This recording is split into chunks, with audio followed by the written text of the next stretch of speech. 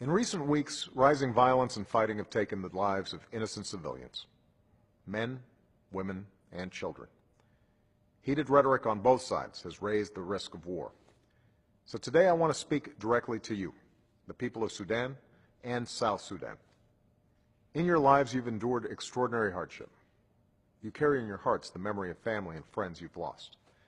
But in recent years, against great odds, you've made remarkable progress toward breaking the violent cycles of the past, toward building a future of peace and greater prosperity. Now all that progress is at risk of unraveling. So my message to you today is simple. It doesn't have to be this way. Conflict is not inevitable.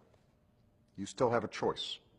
You still have a chance to avoid being dragged back into war, which only leads to one place: more suffering, more refugees, more death, more lost dreams for you and your children.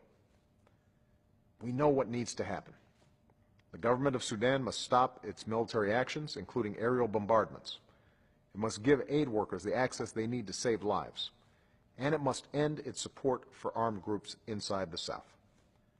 Likewise, the government of South Sudan must end its support for armed groups inside Sudan, and it must cease its military actions across the border. The presidents of Sudan and South Sudan must have the courage to return to the table and negotiate and resolve these issues peacefully. And all those who are fighting, including in southern Kordofan and Blue Nile, must recognize there is no military solution.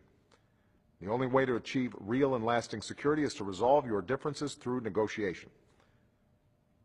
In times of tension, it's easy to forget that your future is shared. You will never be at peace if your neighbor feels threatened. You will never see development and progress if your neighbor refuses to be your partner in trade and commerce. It's easier to start wars than to end them. And yes, peace is hard.